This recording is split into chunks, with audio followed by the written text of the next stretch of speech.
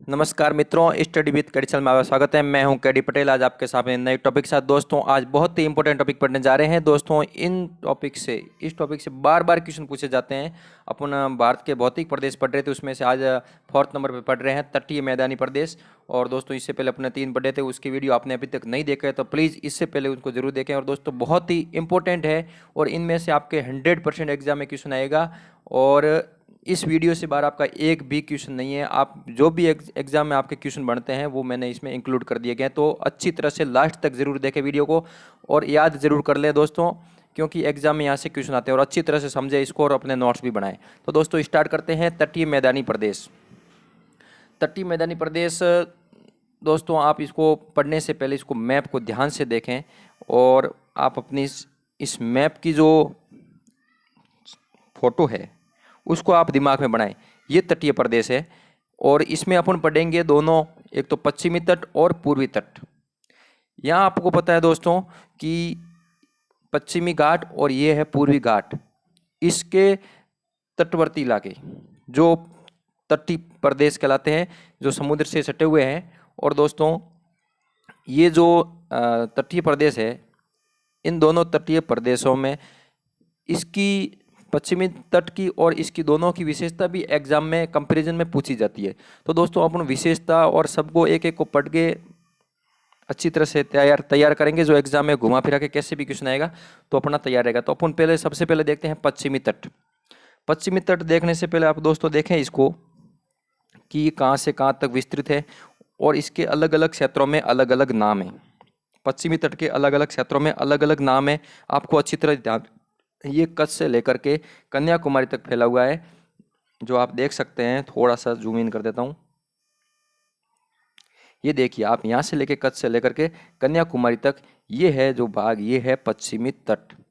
विशेष करके पश्चिमी तट से क्वेश्चन बार बार पूछे जाते हैं या फिर इस पूर्वी तट के कोरोमंडल तट से पूछे जाते हैं। तो आपको इसको अच्छी तरह से याद करना है और इसको ऐसे याद करो कि एग्जाम में कैसे भी क्वेश्चन, बनावटी क्वेश्चन आए तो भी आप एग्जाम में सोल्व कर सकें और फैक्चुअल क्वेश्चन आए वो भी सोल्व हो सकते हैं।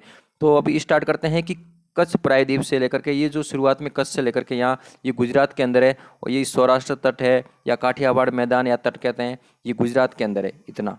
इसके बाद में ये दमन से लेकर के गोवा तक ये कोंकण तट फैला हुआ है और जो गोवा से लेकर के मंगलुरु तक इसको कहते हैं कन्नड़ तट, जो कर्नाटक के अंदर स्थित है। और मंगलूर से लेकर के कन्याकुमारी तक, न्यू मंगलूर से लेकर के कन्याकुमारी तमिलनाडु तक, इसे मालाबार तट कहते हैं। दोस्तों इसको एक एक को अपन अच्छी तरह से पढ़ेंगे। आप इसको मैप को स्क्रीनशॉट भी ले सकते हैं, एक बार आपके लिए बहुत ही अच्छा रहेगा, क्योंकि हो सकता है आप रिवाइज वापस वीडियो से न करो, अपने नोट्स से करो या फिर मोबाइल में स्क्रीनशॉट ले लो तो उससे भी करो, तो रिवाइज ज़रूरी है। तो अभी स्टार्ट करते हैं। ये कहाँ से कहाँ तक फैला हुआ है और इसकी लंबाई कितनी है, क्या इसकी ऊंचाई, इसकी ढलान, इसके स्थानीय नाम और इसके क्या विशेषताएं, ये सब अपन पढ़ेंगे। तो दोस्तों आप मैप में ये देख लिए, इसमें अपन आज पश्चिमी तट पढ़ेंगे और अगले वीडियो के अंदर, क्योंकि ज़्यादा बड़ा हो जाएगा, पूर्वी तट पढ़ेंगे। जो तटीय मैदानी प्रदेश है, इसके ये भारत के तटीय क्षेत्रों में कच्छ प्रायद्वीप से लेकर के इधर, ये कच्छ प्रायद्वीप से लेकर के कन्याकुमारी से लेकर के यहाँ वापस ये स्वर्ण रेखा नदी यहाँ से आती है और यहाँ से ये कच्छ से लेकर के स्वर्ण रेखा नदी तक ये फैला हुआ है। ये आपको ध्यान रखना है कि तटीय प्रदेश कहाँ कहाँ से, या तटीय प्रदेश कहाँ से कहाँ तक, कौन सी नदी से कौन सी नदी तक फैला हुआ है, ये आपको ध्यान रखना है। ऐसे एग्जाम में ये क्वेश्चन नहीं पूछा जाता है अभी। इसका निर्माण है वो तटीय क्षेत्रों के बहने वाली नदियाँ और समुद्री ज्वारों से हुआ है। जो समुद्री लहरें आती है और नदियाँ आती है उनके द्वारा इस तटीय प्रदेश का निर्माण हुआ है। भारत में तीन ओर से समुद्र से घिरा हुआ है, ये आपको ध्यान है। इधर ये अरब सागर है, ये पश्चिम बंगाल की खाड़ी है और ये हिंद महासागर है, तीनों ओर से घिरा हुआ है। इसे प्रायद्वीप कहते हैं, इसलिए भारत प्रायद्वीपी भारत जो आपने सुना होगा वो इसी वजह से कहते हैं, क्योंकि तीनों ओर से पानी से घिरा हुआ है। अगला दोस्तों देखते हैं कि यहाँ से क्वेश्चन बनते हैं। अब आप एक एक पॉइंट को अच्छी तरह से याद करें कि भारत की जो मुख्य भूमि है उसकी तट रेखा की लंबाई कितनी है। दोस्तों ये भारत की मुख्य भूमि यहाँ से यहाँ तक, इसमें जो ये तट रेखा की लंबाई है ये कितनी है, तो ये है 6100 किलोमीटर। और इसके अलावा जो यहाँ पर द्वीप है,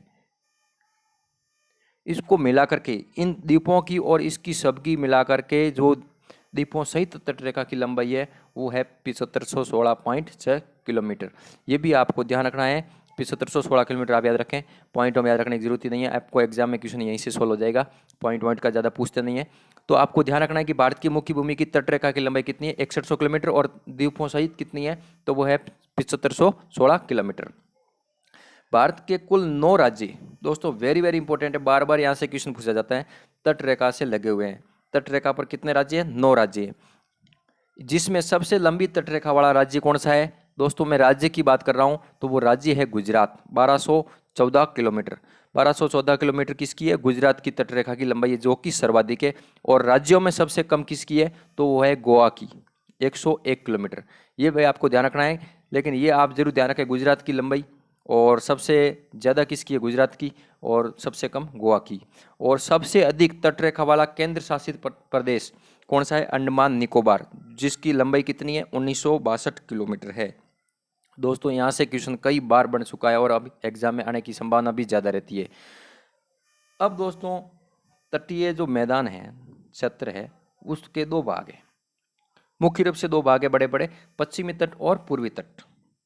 अब अपन पहले पढ़ेंगे आज पश्चिमी तट। पश्चिमी तट के भी मुख्य रूप से 4 भाग है, क्षेत्रीय नामों से, अलग अलग नामों से अलग अलग भाग बना रखे हैं, अलग अलग नामों से पुकारा जाता है। तो अपन पढ़ रहे हैं आज पश्चिमी तट। ये कच्छ प्रायद्वीप से लेकर के, कच्छ की खाड़ी से लेकर के केप कैमोरिन मतलब कन्याकुमारी तक, केप कैमोरिन को कन्याकुमारी भी कहते हैं, ये आपको ध्यान रखना है, तमिलनाडु तक ये जो ये भारत है, और यहाँ से लेकर के ये यहाँ तक है, ये पश्चिमी तट है। इधर ये कच्छ की खाड़ी से लेकर के कन्याकुमारी तक। तो ये आपको ध्यान रखना है कि पश्चिमी तट कहाँ से कहाँ तक फैला हुआ है। दोस्तों इसकी लंबाई औसत लगभग 1600 किलोमीटर है, और इसकी जो चौड़ाई है वो है 64 किलोमीटर है। ये भी आपको ध्यान रखना है। यहाँ प्रवाहित होने वाली नदियाँ एस्चुरी का निर्माण करती है। कहने का मतलब यहाँ जो पश्चिमी तट पर नदियाँ बहती है वो ढलान तीव्र होने के कारण जल्दी ही समुद्र में बह जाती है और अपने अवसाद समुद्र के अंदर ले जाती है, वहाँ पर ज़्यादा फैलती नहीं है, इसलिए वहाँ पर एस्चुरी का निर्माण होता है। और जो अपन पढ़ेंगे पूर्वी तट, वहाँ पर डेल्टाओं का निर्माण करती है, वहाँ से जो बहने वाली नदियाँ हैं वो डेल्टाओं का निर्माण करती है। लेकिन अपन पढ़ रहे हैं पश्चिमी तट, तो ये ध्यान रखना है ये एस्चुरी का निर्माण करती है। ये आप देखेंगे पश्चिमी तट है, और इसे यहाँ जो पश्चिमी घाट है, इसकी जो पश्चिमी ढलान है वो तीव्र ढलान है, इस कारण से यहाँ की नदियाँ एस्चुरी का निर्माण करती है। ये भी आपको ध्यान रखना है, इसका कारण भी पूछा जा सकता है, और क्या बनाती है, डेल्टा बनाती है, एस्चुरी बनाती है। कथन और कारण में क्वेश्चन में आपको ये हेल्प करेंगे, तो आपको ध्यान रखना है कि जो पश्चिमी तट पर बहने वाली नदियाँ एस्चुरी का निर्माण करती है, इसलिए इन मैदानों की चौड़ाई कम है, इनकी चौड़ाई क्या है, कम है। इसकी जो औसत चौड़ाई है वो है 64 किलोमीटर, और लंबाई ये वो है 1600 किलोमीटर। ये नर्मदा व तापी नदी के मुहाने पर अधिक चौड़ा है, ये है। और यहाँ पर ये नर्मदा और तापी नदियाँ आकर मिलती है, यहाँ पर इसकी चौड़ाई अधिक है तुलनात्मक रूप से दक्षिण में, और वापस मुंबई में के आसपास जाने पर इसकी चौड़ाई थोड़ी और बढ़ जाती है, फिर बाद में इसकी नॉर्मल चौड़ाई रहती है। ये भी आपको ध्यान रखना है कि इसकी चौड़ाई, पश्चिमी तट की चौड़ाई कहाँ पर अधिक है, तो वह है नर्मदा और तापी नदी के मुहाने के पास। इन मैदानों का निर्माण प्रायद्वीपीय भारत के पश्चिमी भाग के अवतलन के कारण हुआ है। ये ध्यान रखना आपको कि इसका निर्माण कैसे हुआ है, तो प्रायद्वीपीय भारत के जो पश्चिमी भाग है उसके अवतलन के कारण इसका निर्माण हुआ है। अब दोस्तों इससे पहले आप देखेंगे कि जो पश्चिमी तटीय मैदान को मुख्यतः 4 भागों में बांटा गया है। जो कौन कौन से 4 भाग हैं आप देख सकते हैं, इसमें मैप में आराम से देखें तो ये आप देखेंगे कि जो ऊपर है उत्तर की ओर जो गुजरात का क्षेत्र है वो ये गुजरात के अंदर यहाँ से यहाँ तक, तो ये कच्छ का मैदान है, प्रायद्वीप के मैदान, या सौराष्ट्र का तट, और इसे काठियावाड़ के मैदान भी कहते हैं, या काठियावाड़ है, काठियावाड़ क्षेत्र है, इसलिए आपको ध्यान रखना है। ये दमन तक फैला हुआ है, उसके बाद में दमन से लेकर के गोवा तक इसको कोंकण तट कहा जाता है। दोस्तों ये कोंकण तट है जो महाराष्ट्र और गोवा के अंदर स्थित है। ध्यान रखना है आपको कि गोवा कौन सी नदी के किनारे है। यहाँ एक एग्जाम में ये भी क्वेश्चन पूछा जाता है कि गोवा कौन सी नदी के किनारे, तो आपको ध्यान रखना है कि गोवा जो मांडवी नदी के किनारे। दोस्तों उसके बाद में गोवा के बाद में न्यू मंगलोर तक, ये जो कर्नाटक के न्यू मंगलोर है यहाँ तक इसको कन्नड़ तट के नाम से जाना जाता है। ये आपको ध्यान रखना है कि इसको यहाँ किस नाम से जाना था, कन्नड़ तट। उसके बाद में न्यू मंगलोर से लेकर के कन्याकुमारी तक इसको मलाबार तट के नाम से जाना जाता है, वो मुख्यतः केरल के अंदर है। दोस्तों इस नामों से क्वेश्चन बार बार पूछे जाते हैं कि केरल से लगने वाला तट कौन सा है, या फिर मालाबार तट कौन सा है, कहाँ पर स्थित है। या फिर क्वेश्चन ये पूछा जाता है कि जो पश्चिमी तट से लगने वाले कौन कौन से तट है, या फिर पूर्वी तट से लगने वाले कौन कौन से हैं। उसमें आपको ये चारों ऑप्शन मिलेंगे, उसमें 3 ऑप्शन ये होंगे और एक ये हो जाएगा। तो बोलेगा कि कौन सा पश्चिमी तट का भाग नहीं है या फिर कौन सा है। ये एक क्वेश्चन घुमा फिरा के कैसे भी पूछ सकते हैं। तो आपको ध्यान रखना है, इस मैप को आप आसानी से याद करें, अपने हाथ से बनाएं। एक बार हाथ से बनाने के बाद आप कभी नहीं भूलोगे। फिर चलते हैं कि पश्चिमी तटीय मैदान, जो ये मुख्यतः 4 है: गुजरात तटीय मैदान, कोंकण तट, कन्नड़ तट और मालाबार तट। ये उत्तर से दक्षिण के क्रम में है, ये आपको ध्यान रखना है, इसका क्रम भी पूछा जा सकता है। दोस्तों, ये गुजरात का तटीय मैदान है, इसके 2 उपभाग हैं, ये भी आपको ध्यान रखना है: कच्छ प्रायद्वीप मैदान और काठियावाड़ सौराष्ट्र तट। ये भी ध्यान रखना है, ये किसके? गुजरात तटीय मैदान के, जो गुजरात के अंदर है, कच्छ प्रायद्वीप मैदान और काठियावाड़ सौराष्ट्र तट। इसके बाद में दूसरा है वो है कोंकण तट, तीसरा है कन्नड़ तट और चौथा है मालाबार तट। अब इनको एक एक को पढ़ते हैं आराम से, और इनसे जो बनने वाले क्वेश्चन है दोस्तों, मेरा वादा है आपसे कि आपको यूट्यूब में, बुक में, कहीं भी इन वीडियो से ज़्यादा आपको कहीं नहीं मिलेगा। आप चाहे बोले मेरे को कमेंट करके आप बता सकते हैं कि इससे ज़्यादा कहीं मेरे को मिल रहा है, या फिर आप मेरे को कमेंट के माध्यम से फ़ोटो भेज सकते हो या मेल करके फ़ोटो भेज सकते हो। इससे ज़्यादा आपको एक जगह कहीं नहीं मिलेगा, इसलिए अच्छी तरह से इसको याद कर लें, समझ लें, और जो फैक्ट है वो उसको रट लें। एग्जाम में क्वेश्चन यहीं से आएगा। और दोस्तों, वीडियो अच्छा लगा हो तो अपने कम से कम 3 दोस्तों को शेयर जरूर कर देना। लाइक भले मत करना, शेयर भले मत करना, लेकिन अपने 3 दोस्तों को भलाई के लिए उसको बताना जरूरी है, इसलिए शेयर जरूर कर देना। अगला दोस्तों, अपन पढ़ते हैं पहला गुजरात का तटीय मैदान। ये उपजाऊ कृषि के, यहाँ कृषि क्षेत्र अधिक है और कृषि के लिए फेमस है, और ये उपजाऊ क्षेत्र है गुजरात का जो तटीय मैदान है। और इसका जो पहला भाग है वो पढ़ते हैं अपन कच्छ प्रायद्वीपीय मैदान या कच्छ प्रायद्वीपीय तट। ये मैदान शुष्क क्षेत्र का है, यहाँ पर शुष्क क्षेत्र है, और ये जो समुद्र तल से नीचा है, समुद्र तल है उससे सामान्य थोड़ा नीचा है, इसी कारण से यहाँ उच्च ज्वार आते हैं, और इसलिए यहाँ लवणीय व दलदली की परिस्थिति पाई जाती है। किस कारण से? यहाँ उच्च ज्वार आते हैं, यहाँ पर समुद्र के थोड़ा सा क्षेत्र तल से नीचा है, और वर्षा के दिनों में जलमग्न हो जाते हैं ये क्षेत्र, इसी कारण यहाँ लवणीय और दलदली परिस्थितियाँ पाई जाती है, और इसे दलदली परिस्थितियों को इसे स्थानीय भाषा में रन कहा जाता है। आपको ध्यान रखना है कि यहाँ पर कैसी परिस्थितियाँ हैं, और यहाँ पर अनेक प्रकार के क्रिक पाए जाते हैं, अनेक प्रकार के क्रिक पाए जाते हैं। उसमें आपको क्रिक के नाम भी याद रखना है, कौन सा क्रिक है, क्योंकि यहाँ से एग्जाम में क्वेश्चन पूछा गया।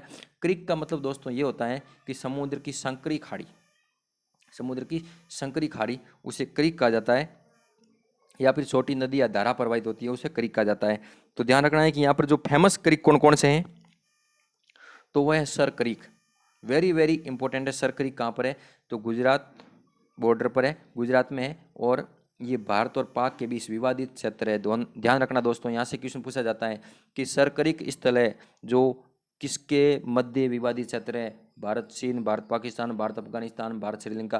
तो आपको ध्यान रखना है भारत पाकिस्तान के मध्य। गलवान घाटी का पूछा जाए तो भारत चीन के। तो ऐसे ऐसे आपको क्वेश्चन जो सीमा से जुड़े हुए होते हैं वो एग्जाम की दृष्टि से इंपॉर्टेंट होते हैं। और दूसरा और क्रिक है कोटी क्रिक और गोडिया क्रिक, ये भी एग्जाम में क्वेश्चन पूछे जा सकते हैं। कौन सा क्रिक कहाँ पर स्थित है, या कौन सा जो है जो पश्चिमी तट पर स्थित नहीं है। अगला दोस्तों दूसरा है जो गुजरात क्षेत्र का, उसका है काठियावाड़ सौराष्ट्र तट। ये नमक उत्पादन हेतु फेमस है, और कच्छ से लेकर के सौराष्ट्र तक ये फैला हुआ है, आपको ध्यान रखना है। और इसका जो निर्माण है, जो यहाँ से नर्मदा नदी और तापी नदी आती है और साबरमती नदी आती है, उनके द्वारा इनका निर्माण होता है। साबरमती, माही नदी, तापी नदी, नर्मदा नदी, इन नदियों के द्वारा इस काठियावाड़ सौराष्ट्र तट मैदान का निर्माण होता है। और यहाँ पर मांडव की पहाड़ियाँ स्थित हैं, दोस्तों ध्यान रखना है। और जो अपने अपकेंद्रीय अफवाह तंत्र के कारण ये फेमस है, और जो मांडव की पहाड़ियाँ हैं, यहाँ से निकलने वाली नदियाँ अपकेंद्रीय अफवाह तंत्र का निर्माण करती है। अपकेंद्रीय अफवाह तंत्र का मतलब है कि ये पहाड़ियाँ यहाँ से इधर भी नदी जा रही है, दक्षिण में भी जा रही है, पश्चिम में भी जा रही है, सब जगह से, मतलब एक ही स्थान से अलग अलग चारों तरफ नदियाँ प्रसारित होती हैं। इसको अपकेंद्रीय अफवाह तंत्र या अपकेंद्रीय प्रतिरूप अफवाह तंत्र कहा जाता है। ये अफवाह तंत्र का एक प्रकार है, अपकेंद्रीय प्रतिरूप।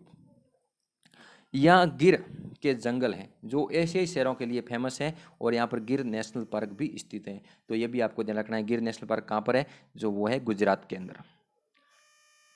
अगला दोस्तों है दूसरा कोंकण तट। ये दमन से लेकर के गोवा तक विस्तृत है, महाराष्ट्र और गोवा में मुख्यतः, और ये मुंबई के पास अधिक चौड़ा है। जैसे ही मुंबई आती है तो यहाँ पर इसकी चौड़ाई है जो थोड़ी सी बढ़ जाती है। ये आपको ध्यान रखना है कि ये मुंबई के पास में ये थोड़ा अधिक चौड़ा है। जो मुंबई शहर है वो उल्लास की संकीर्ण खाड़ी से घिरी हुई है और ये खाड़ी है जो वर्ताकार आकृति की है, इसको मुंबई को चारों ओर से घिरा हुआ है। दोस्तों कोंकण तट है, ये आम नारियल उत्पादन हेतु फेमस है, ये भी आपको ध्यान रखना है। जुआरी तथा मांडवी नदियों के निक्षेपण से गोवा के मैदानों का निर्माण हुआ है। दोस्तों गोवा कौन सी नदी के किनारे स्थित है, मांडवी नदी के किनारे स्थित है, ये भी आपको ध्यान रखना है। और जुआरी हुई मांडवी नदियां हैं, इनके निक्षेपण से गोवा के मैदानों का निर्माण हुआ है और गोवा के तट पर्यटन हेतु फेमस है। आपको पता है कि भ्रमण के लिए लोग जाते हैं तो गोवा उसको सबसे पहले प्राथमिकता देते हैं, क्योंकि वहाँ पर एक समुद्र के किनारे और पहाड़ी इलाके सभी एक प्रकार का मतलब वातावरण मिल जाता है। उसी प्रकार से ये पर्यटन के क्षेत्र में इसको बढ़ावा दिया जा रहा है और पर्यटन के क्षेत्र में इस बढ़ता जा रहा है। तो गोवा के जो तट हैं वो पर्यटन उद्योग हेतु फेमस है, ये भी ध्यान रखना है। ये वैसे नॉर्मल क्वेश्चन है, एग्जाम में नहीं पूछा जा सकता।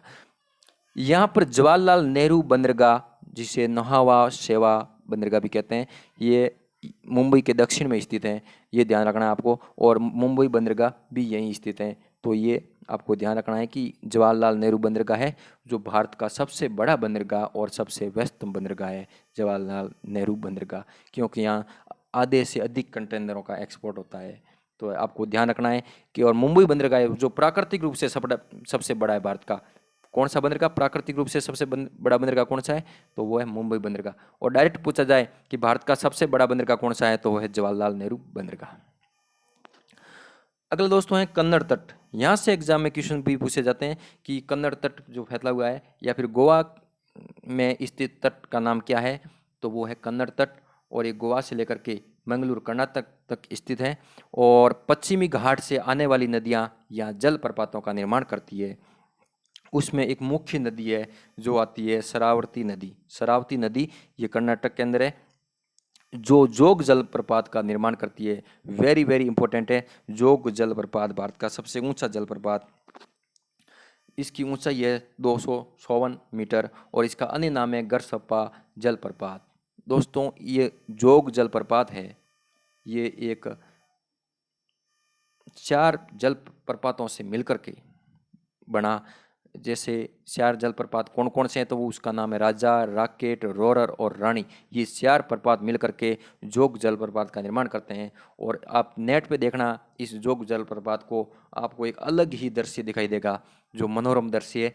और ये इस मनोरम दृश्य के लिए अलग अलग दूर से देखने पर बीच में रंग बिरंगे कलर के अलग अलग कलरफुल और हरियाली। और ये इसकी खासियत ये भी है कि जो ऊपर से गिरता है तो ये पत्थर के सारे नहीं गिरते, इसका पानी डायरेक्ट जल गिरता है, ऊपर से गिरते डायरेक्ट नीचे आता है, तो इसका मनोरम अलग ही दिखाई देता है दृश्य। और यहाँ पर पन बिजली उत्पन्न की जाती है, ये भी आपको ध्यान रखना है। दोस्तों यहाँ जो है लेटराइट मृदा की अधिकता है जो कॉफी उत्पादन के लिए फेमस है कन्नड़ तट। तो वेरी इंपॉर्टेंट था। अब दोस्तों इन सब में से यदि मेरे द्वारा कहा जाए तो मालाबार तट सबसे इम्पोर्टेंट है और कई बार इस मालाबार तट से एग्जाम में क्वेश्चन पूछे जा रहे हैं।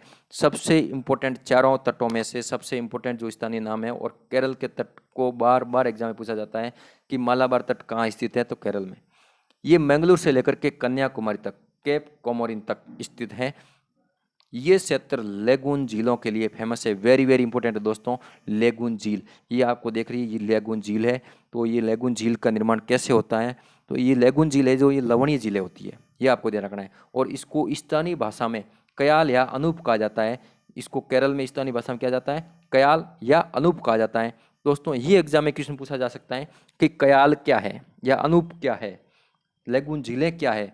तो कयाल क्या है, ये स्थानीय नाम है और इसे लेगून झील भी कहते हैं या कयाल कहते हैं। कयाल को क्या है, तो ये लेगून झीलें हैं। अब दोस्तों मैं बताऊं आपको कि ये जो लेगून झीलें हैं ये कैसे निर्मित होती है और इसकी उदाहरण क्या है। तो आपको ध्यान रखना है ये समुद्र है, ये आप देख सकते हैं ये समुद्र है, और समुद्री लहरों से, समुद्री लहरों के द्वारा पार्श्विक अपरदन द्वारा सर्पिलाकार झील का जो निर्माण हो जाता है, ये समुद्री लहरें हैं, इनसे ये पानी लहरों के द्वारा इधर जाता है और उसके बाद में एक अवरोध के द्वारा ये पानी इधर इधर ही रह जाता है और ये अवरोध बन जाता है बीच में थोड़ा सा हल्का सा, और जो अलग से ये पानी ठहर जाता है इसे लेगून झील कहा जाता है। वेरी वेरी इंपॉर्टेंट है दोस्तों, ये लवणीय झीलें होती हैं, आप विशेष करके ध्यान रखें। आपको कथन वाले क्वेश्चन पूछे जाएंगे, कौन सा कथन सही है कौन सा कथन गलत है, उसमें आपको ये हेल्प करेंगे। और इनके एग्जाम्पल है वेबनाड झील, अष्टमोड़ी झील, ये भी आपको ध्यान रखना है। जैसे उड़ीसा के अंदर सिल्का झील है, सबसे बड़ी लेगून झील है, तो ये भी ध्यान रखना है आपको दोस्तों। वेबनाड झील के अंदर एक द्वीप स्थित है, वो है वेलिंगटन द्वीप। यहाँ पर भारत का सबसे छोटा नेशनल हाईवे स्थित है, ये भी आपको ध्यान रखना है। वेबनाड झील के अंदर एक स्थित द्वीप का नाम क्या है? वेलिंगटन द्वीप। अगला दोस्तों है, इन झीलों का उपयोग मत्स्य पालन और पर्यटन हेतु किया जाता है, ये भी आपको ध्यान रखना है। इन झीलों का उपयोग किसमें किया जाता है? मत्स्य पालन और पर्यटन के लिए। कोची बंदरगाह यहीं पर स्थित है केरल के अंदर, किसके किनारे? वेबनाड झील के किनारे कोचीन बंदरगाह स्थित है। अगला दोस्तों वेरी वेरी इंपॉर्टेंट है, यहाँ से क्वेश्चन आते हैं कि मानसूनी पवनों द्वारा अधिक वर्षा तथा अधिक तापमान के कारण यहाँ गर्म मसाले, केला, नारियल, सुपारी, चावल की कृषि की जाती है, ये भी आपको ध्यान रखना है। इसका कारण क्या है? तो मानसूनी पवनों द्वारा एक तो अधिक वर्षा होती है और अधिक तापमान होता है। यहाँ प्रतिवर्ष ओणम, ओणम पर्व कहाँ का है? केरल का है, पर अंतर्राष्ट्रीय नौका दौड़ का आयोजन होता है, ये आपको ध्यान रखना है। कहाँ पर? केरल के अंदर, मालाबार तट पर। मानसून प्रस्फोट, मानसून प्रस्फोट, ये आपको ध्यान रखना है कि जून माह में प्रथम सप्ताह में मानसून का आगमन इसी तट से होता है, जिसे मानसून का प्रस्फोट कहा जाता है। वेरी वेरी इंपॉर्टेंट, मानसून प्रस्फोट क्या है? तो ये ध्यान रखना है, जून माह के प्रथम सप्ताह के अंदर जो मानसून का आगमन होता है उसे मानसून प्रस्फोट कहते हैं। और दोस्तों एक एग्जाम में ये क्वेश्चन पूछा जा सकता है कि मालाबार मैदान तटीय क्षेत्र में मोनाजाइट का खनिज उत्पादन होता है मैक्सिमम। मोनाजाइट का मैक्सिमम उत्पादन कहाँ होता है? तो मालाबार तट पर, मालाबार मैदानों में, मालाबार के मैदान में। मालाबार तटीय मैदान में निवास करने वाली जनजातियां कौन सी? ये भी एग्जाम में क्वेश्चन पूछा गया है। तो मोपला और इरुला जनजातियां मालाबार तटीय मैदानों में निवास करती है केरल के अंदर। दोस्तों ये आज की वीडियो में इतनी ही चर्चा करेंगे, ज़्यादा बड़ा वीडियो हो जाएगा फिर आपके लिए भी देखना थोड़ा बोरिंग टाइप हो जाएगा, इसलिए मैंने पूर्वी घाट के जो तटीय मैदान है, पूर्वी तटीय मैदान, उनको मैंने अगले वीडियो में लेने का विचार किया, क्योंकि ज़्यादा बड़ा वीडियो आपके लिए और मेरे लिए दोनों के लिए ही बोरिंग का सिस्टम हो जाता है। इसलिए बूंद बूंद से गड़ा पढ़ने वाला अपना सिस्टम है, और उसको जितना कम पढ़े लेकिन उसको अच्छी तरह से पढ़े तो अपन को बेनिफिट डबल होगा। दोस्तों इस वीडियो का आप नोट्स बनाएं या फिर 2-3 बार रिवाइज करें, अच्छा सा आपके तैयार हो जाएगा। इसके अलावा आपको इस टॉपिक को पढ़ने की कोई ज़रूरत नहीं है। और दोस्तों वीडियो कैसा लगा कमेंट के माध्यम से मुझे ज़रूर बताना, और अच्छा लगा हो तो लाइक ज़रूर कर देना, और अपने दोस्तों को तो कम से कम शेयर सबको ही कर लेना, क्योंकि उनको भी बेनिफिट होगा। और मुझे पूर्ण विश्वास है कि आपके लिए वीडियो बहुत ही लाभदायक साबित होगा। धन्यवाद दोस्तों, जय हिंद जय भारत।